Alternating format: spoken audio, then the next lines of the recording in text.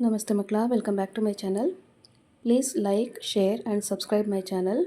ಮಕ್ಕಳ, ಇವತ್ತು ನಾವು 10ನೇ ತರಗತಿ ಕನ್ನಡದಲ್ಲಿ ಎದೆಗೆ ಬಿದ್ದ ಅಕ್ಷರ ಈ ಒಂದು ಗದ್ಯ ಭಾಗಕ್ಕೆ ಸಂಬಂಧಪಟ್ಟಂತಹ ಎಲ್ಲ ಅಭ್ಯಾಸ ಪ್ರಶ್ನೋತ್ತರಗಳನ್ನ ಈಗ ನೋಡ್ತಾ ಹೋಗೋಣ. ಮೊದಲಿಗೆ ಲೇಖಕರ ಪರಿಚಯ. ಕನ್ನಡದ ಪ್ರಸಿದ್ಧ ಸಾಹಿತಿಗಳಲ್ಲಿ ಒಬ್ಬರಾಗಿರುವ ದೇವನೂರು ಮಹದೇವ ಅವರು ಸಾಮಾನ್ಯ ಶಕ 1948ರಲ್ಲಿ ಮೈಸೂರು ಜಿಲ್ಲೆಯ ನಂಜನಗೂಡು ತಾಲೂಕಿನ ದೇವನೂರಿನಲ್ಲಿ ಜನಿಸಿದರು. ಇವರು ದಲಿತ ಮತ್ತು ಬಂಡಾಯ ಪಂಥದ ಪ್ರಮುಖರಾಗಿದ್ದರು. ಇವರು ರಚಿಸಿರುವ ಪ್ರಮುಖ ಕೃತಿಗಳೆಂದರೆ ಎದೆಗೆ ಬಿದ್ದ ಅಕ್ಷರ, ದ್ಯಾವನೂರು, ಒಡಲಾಳ, ಕುಸುಮಬಾಲೆ, ಗಾಂಧಿ ಮತ್ತು ಮಾವೋ, ನಂಬಿಕೆಯ ನೆಂಟ, ನೋಡು ಮತ್ತೆ ಕೂಡು.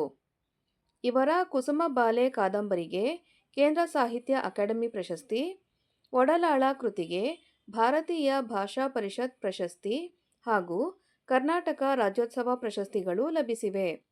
ಇಂದು ಇವರು ಸಾಹಿತ್ಯ ಕೃಷಿಯ ಜೊತೆಗೆ ಕೃಷಿಕರಾಗಿ ಜೀವನ ನಡೆಸುತ್ತಿದ್ದಾರೆ.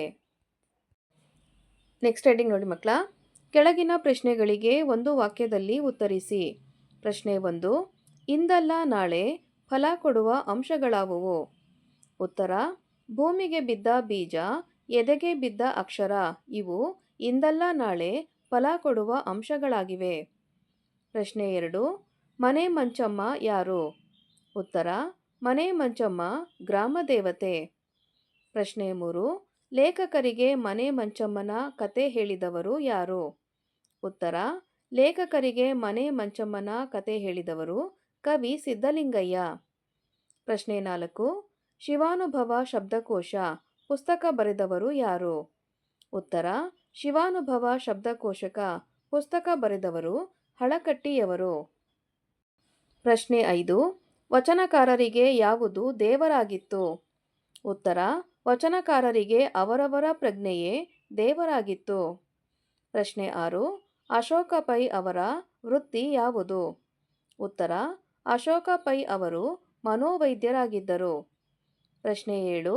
ದೇವನೂರರ ನನ್ನ ದೇವರು ಯಾರೆಂಬುದನ್ನು ಸ್ಪಷ್ಟೀಕರಿಸಿ. ಉತ್ತರ: ಚಾವಣಿ ಇಲ್ಲದ ಗುಡಿಯಲ್ಲಿ ಕಾರುಣ್ಯ ಸಮತೆಯ ಬುದ್ಧನನ್ನು ಇಟ್ಟರೆ ಅದೇ ನನ್ನ ದೇವರು ಎಂಬುದಾಗಿ ಸ್ಪಷ್ಟಪಡಿಸಿದ್ದಾರೆ. ನೆಕ್ಸ್ಟ್ ಹೆಡಿಂಗ್ ನೋಡಿ ಮಕ್ಕಳ. ಈ ಪ್ರಶ್ನೆಗಳಿಗೆ 3-4 ವಾಕ್ಯಗಳಲ್ಲಿ ಉತ್ತರಿಸಿ. ಪ್ರಶ್ನೆ 1. ಅಶೋಕ ಪೈ ಹೇಳಿದ ಸಂಶೋಧನಾ ಸತ್ಯವೇನು? ಉತ್ತರ: ಮನೋವೈದ್ಯರಾದ ಅಶೋಕ ಪೈರವರು ಮನಸ್ಸಿನ ಬಗ್ಗೆ ನಡೆಸಿರುವ ಸಂಶೋಧನಾ ಸತ್ಯವೆಂದರೆ, ಒಂದು ಕೊಠಡಿಯಲ್ಲಿ ಕುಳಿತು ಟೆಲಿವಿಷನ್ ನೋಡುತ್ತಿರುವವರು ಅನುಭವಿಸುತ್ತಿರುವ ದುಃಖ ಅಥವಾ ಸಂತೋಷದ ಭಾವವು ಪಕ್ಕದ ಕೊಠಡಿಯಲ್ಲಿ ಟೆಲಿವಿಷನ್ ನೋಡದೇ ಕುಳಿತಿರುವವರ ಮೇಲೂ ಸ್ವಲ್ಪ ಮಟ್ಟಿಗೆ ಅದೇ ಪ್ರಭಾವವನ್ನು ಬೀರುತ್ತದೆ. ಅಂದರೆ ಇದು ತಿಳಿಸುವ ನಿಜವೇನೆಂದರೆ, ಯಾವ ಜೀವಿಯೂ ತನ್ನಷ್ಟಕ್ಕೆ ತಾನಿಲ್ಲ. ಯಾವುದೇ ಒಂದು ಜೀವಿಗೆ ಆಗುವ ದುಃಖ ದುಮ್ಮಾನ ಪರಿಸರದಲ್ಲಿ ಉಸಿರಾಡುತ್ತಾ ಎಲ್ಲ ಜೀವಿಗಳಲ್ಲೂ ಕಂಪನ ಉಂಟು ಮಾಡುತ್ತಿರುತ್ತದೆ.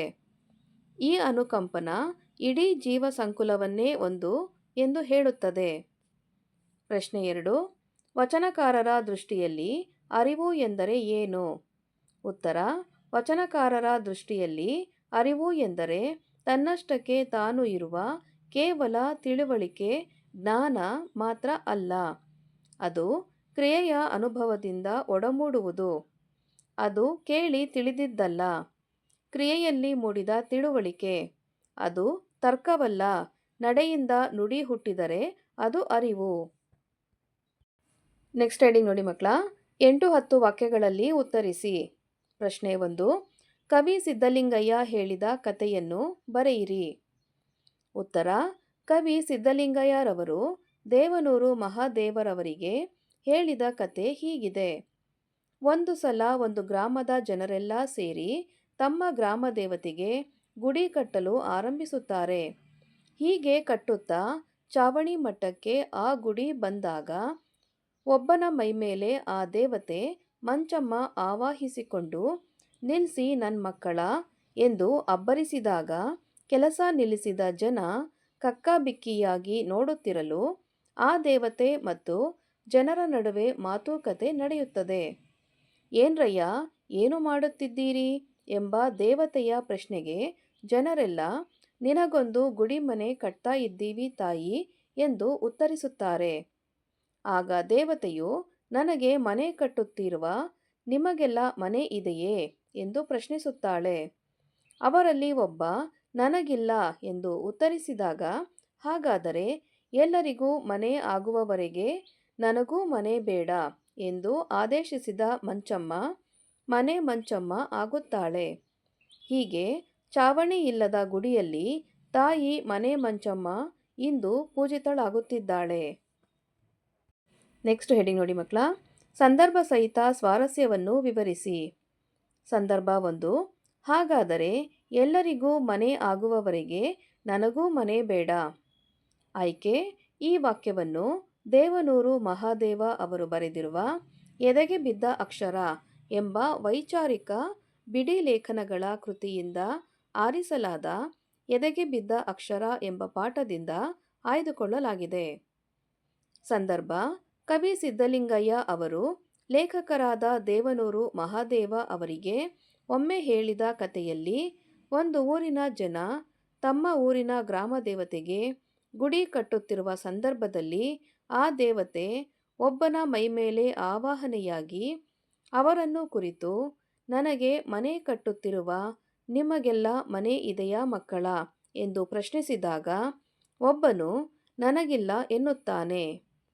ಆ ಸಂದರ್ಭದಲ್ಲಿ ದೇವತೆ ಜನರನ್ನು ಕುರಿತು ಈ ಮೇಲಿನಂತೆ, ಹಾಗಾದರೆ ಎಲ್ಲರಿಗೂ ಮನೆ ಆಗುವವರೆಗೆ ನನಗೂ ಮನೆ ಬೇಡ ಎನ್ನುತ್ತಾಳೆ. ಸ್ವಾರಸ್ಯ: ಬದುಕಲು ನೆಲೆ ಇಲ್ಲದ ಎಷ್ಟೋ ಜನರ ಬದುಕು ಮೊದಲು ಹಸನಾಗಬೇಕೆಂಬ ಗ್ರಾಮ ದೇವತೆಯ ಸಂದೇಶ ಅರ್ಥಪೂರ್ಣವಾಗಿದೆ. ಸಂದರ್ಭ 2. ಯಾವ ಜೀವಿಯೂ ತನ್ನಷ್ಟಕ್ಕೆ ತಾನಿಲ್ಲ. ಆಯ್ಕೆ: ಈ ವಾಕ್ಯವನ್ನು ದೇವನೂರು ಮಹಾದೇವ ಅವರು ಬರೆದಿರುವ ಎದೆಗೆ ಬಿದ್ದ ಅಕ್ಷರ ಎಂಬ ವೈಚಾರಿಕ ಬಿಡಿ ಲೇಖನಗಳ ಕೃತಿಯಿಂದ ಆರಿಸಲಾದ ಎದೆಗೆ ಬಿದ್ದ ಅಕ್ಷರ ಎಂಬ ಪಾಠದಿಂದ ಆಯ್ದುಕೊಳ್ಳಲಾಗಿದೆ. ಸಂದರ್ಭ: ಮನೋವೈದ್ಯರಾದ ಅಶೋಕ ಪೈರವರು ಮನಸ್ಸಿನ ಬಗ್ಗೆ ನಡೆಸಿರುವ ಸಂಶೋಧನಾ ಸತ್ಯವೆಂದರೆ, ಒಂದು ಕೊಠಡಿಯಲ್ಲಿ ಕುಳಿತು ಟೆಲಿವಿಷನ್ ನೋಡುತ್ತಿರುವವರು ಅನುಭವಿಸುತ್ತಿರುವ ದುಃಖ ಅಥವಾ ಸಂತೋಷದ ಭಾವವು ಪಕ್ಕದ ಕೊಠಡಿಯಲ್ಲಿ ಟೆಲಿವಿಷನ್ ನೋಡದೇ ಕುಳಿತಿರುವವರ ಮೇಲೂ ಸ್ವಲ್ಪ ಮಟ್ಟಿಗೆ ಅದೇ ಪ್ರಭಾವವನ್ನು ಬೀರುತ್ತದೆ. ಅಂದರೆ ಇದು ತಿಳಿಸುವ ಸತ್ಯವೇನೆಂದರೆ, ಯಾವ ಜೀವಿಯೂ ತನ್ನಷ್ಟಕ್ಕೆ ತಾನಿಲ್ಲ ಎಂಬುದಾಗಿದೆ. ಸ್ವಾರಸ್ಯ: ಒಂದು ಜೀವಿಗೆ ಆಗುವ ದುಃಖ, ದುಮ್ಮಾನ, ಸಂತೋಷಗಳು ಇತರೆ ಜೀವಿಗಳ ಮೇಲೂ ಪರೋಕ್ಷವಾಗಿ ಪರಿಣಾಮ ಬೀರುತ್ತದೆ ಎಂಬ ಅಂಶ ಸ್ವಾರಸ್ಯಪೂರ್ಣವಾಗಿದೆ. ಸಂದರ್ಭ 3. ಅವರಿಗೆ ಅವರವರ ಪ್ರಜ್ಞೆಯೇ ದೇವರಾಗಿತ್ತು.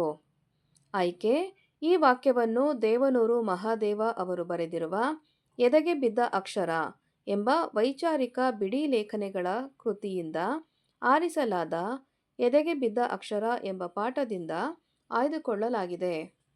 ಸಂದರ್ಭ: ವಚನಕಾರರ ಬದುಕು ಎಲ್ಲರಿಗೂ ಎಲ್ಲ ಕಾಲಕ್ಕೂ ಸ್ಫೂರ್ತಿದಾಯಕ.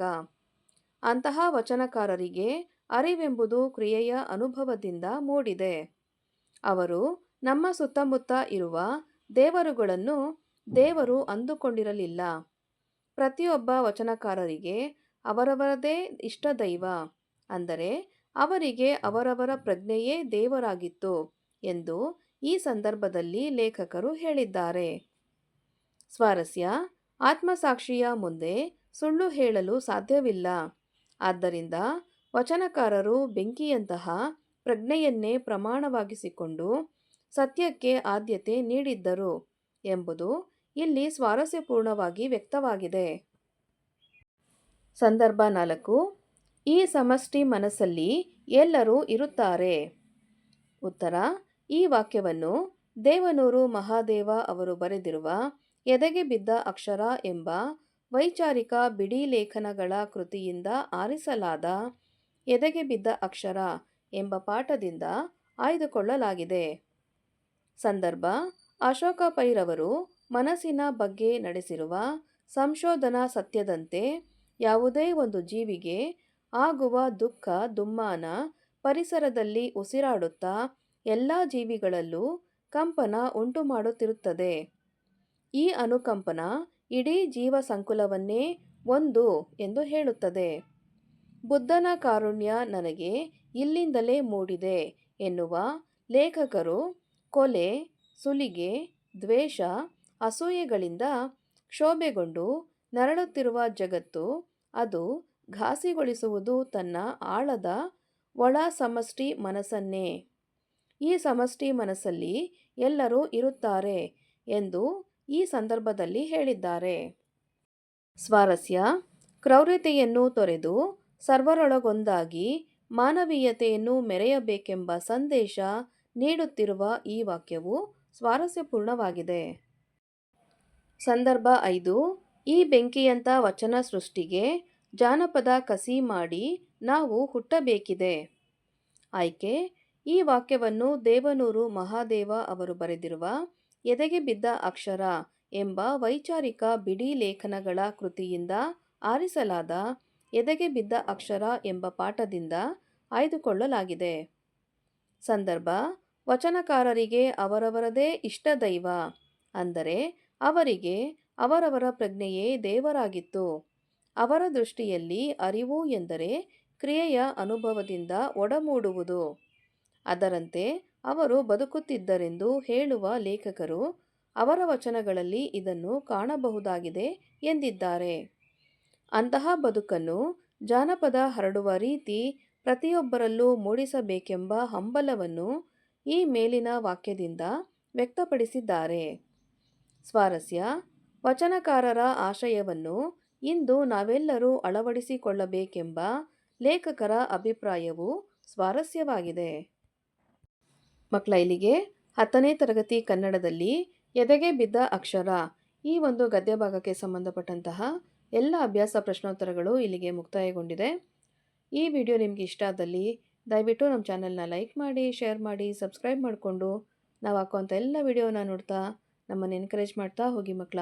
Thank you for watching. Bye bye.